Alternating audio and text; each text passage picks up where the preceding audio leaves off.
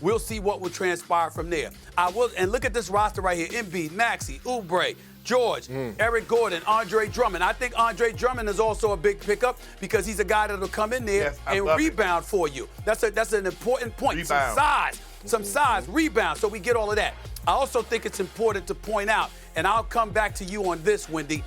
Do we use this as an opportunity to talk about the Clippers and Lawrence Frank and ask the question, what the hell were they doing? Because you have a situation where Paul George ended up in Philly, but the Golden State Warriors had received permission weeks ago to talk from the Clippers to talk to Paul George. And when you hear what you hear emanating out of Golden State is like, yo, they offered players. It could have been a Wiggins. It could have been even a Kuminga or a CP3, a combination of some sort, right?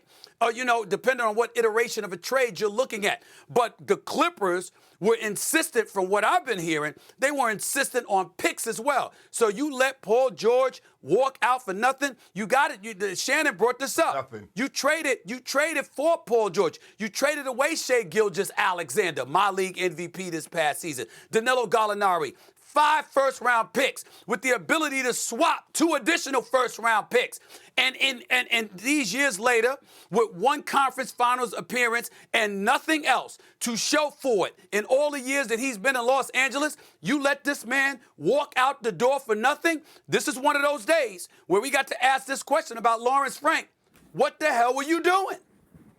Yeah, Go ahead, Wendy. Yeah.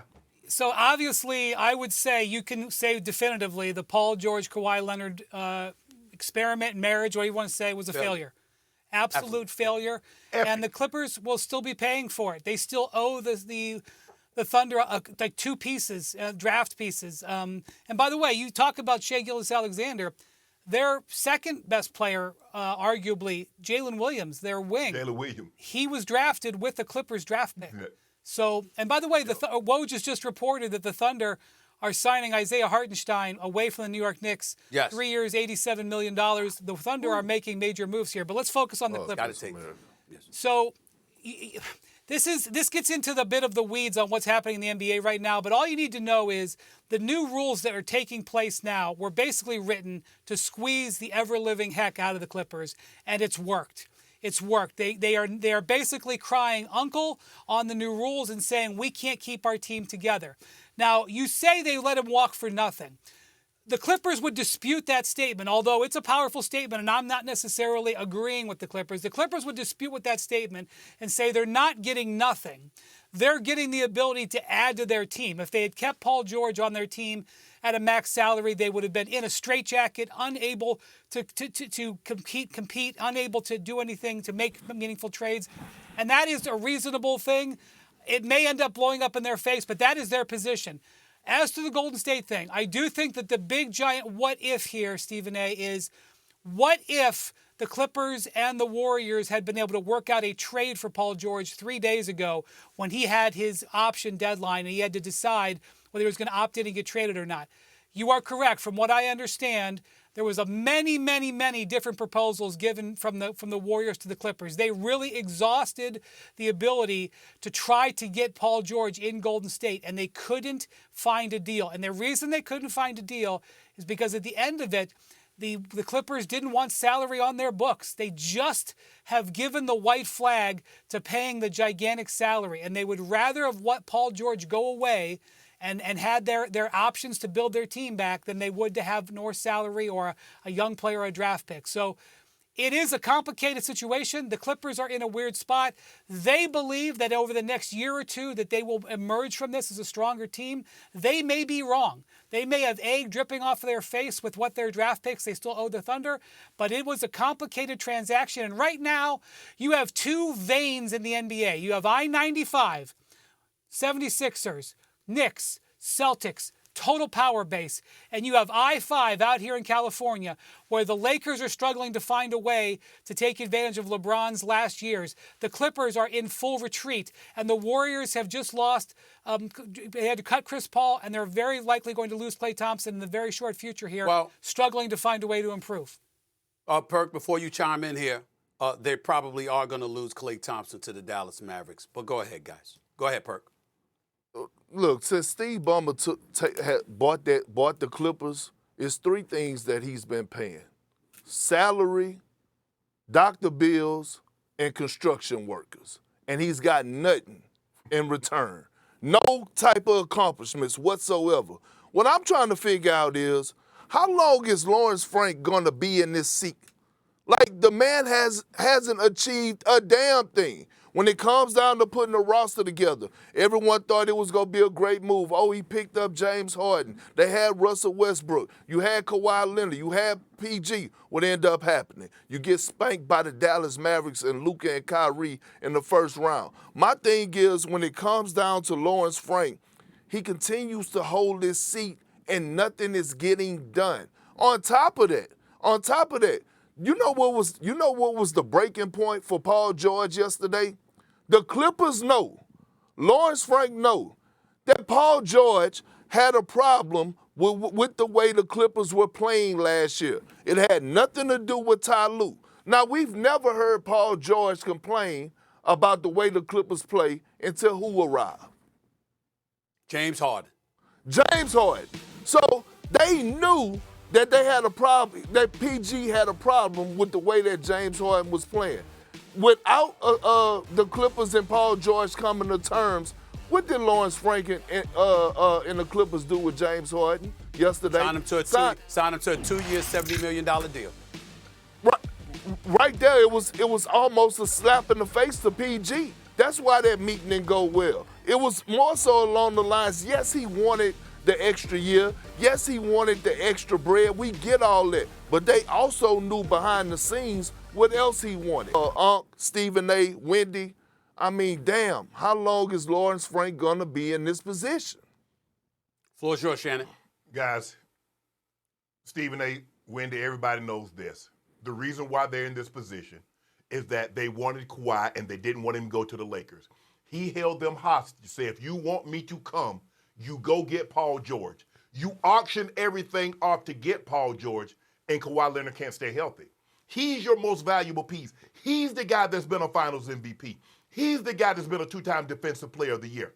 And because he can't stay healthy in the regular season, and if he stays healthy in the regular season, he can't complete the task in the postseason, this is what happens. This was a death blow to the Clippers because, Stephen A., they let Paul George walk away for nothing. You know who else this happened to? The OKC Thunder. You remember when Kevin Durant walked out of the door and they got no draft compensation? At least LeBron James did a sign and trade and Cleveland was able to get capital. When you let one of these big-time superstars, when you let them walk and you get nothing for them, considering what you gave up, even if the compensation wasn't comparable to what you gave up to get PG, you were able to get some draft picks to restock the shelves. You got nothing. If Wendy, what you're saying is true, how do they acquire players when you got Kawhi on that contract and he plays, when he plays.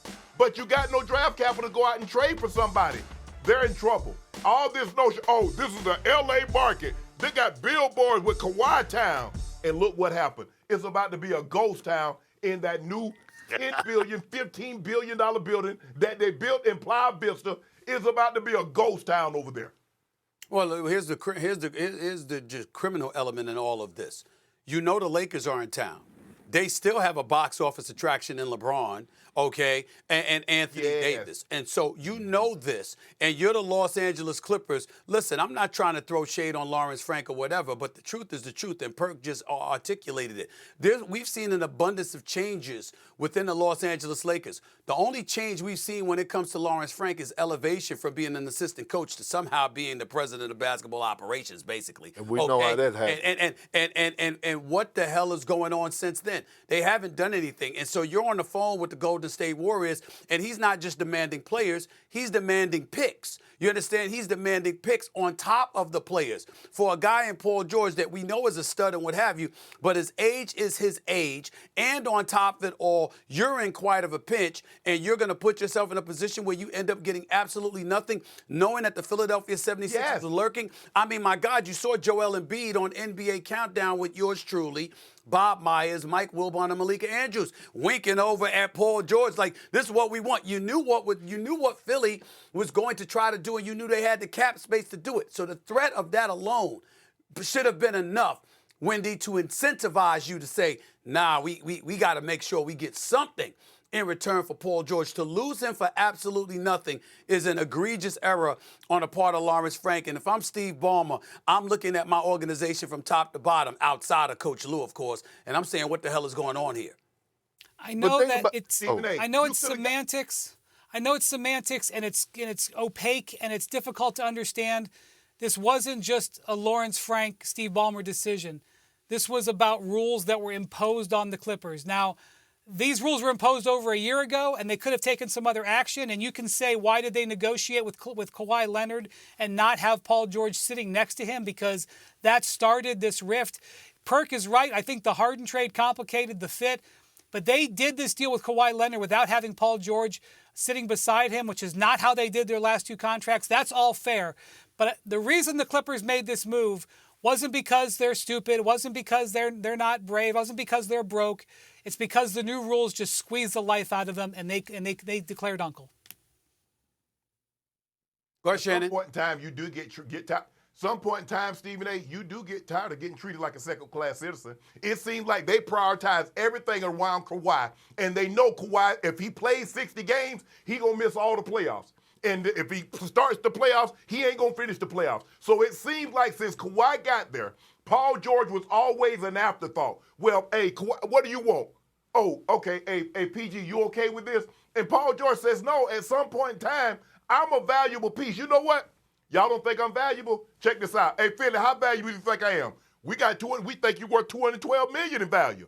Because at the end of the day, what you should have done, Wendy, if what you and Stephen A. saying is about try to trade, you're about to go in foreclosure. You don't want to sell the house just because it's on principle.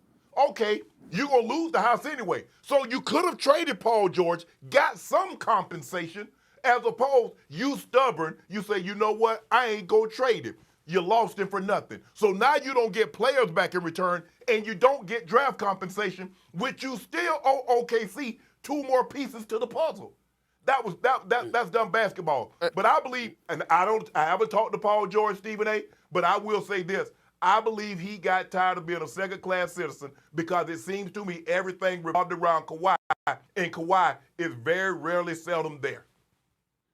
Perk, last word. My last word is this. In a tough Western Conference, when you got wing players and guards of likes of Luka, Kyrie, Steph Curry, SGA, like the list goes on, De'Aaron Fox. Ant-Man. And you let Paul George walk and get back nothing? Nothing. Like, I get what Wendy's saying, like, okay, last night they went and signed Derrick Jones Jr. He's not Paul George, Wendy. He's not Paul George. No. I mean, at the end of the day, again, Lawrence Frank got to look himself in the mirror and say, like, it's on me. It's on him. And I'm not just trying to blame him all the way, but damn it, he's the one that's sitting in that seat.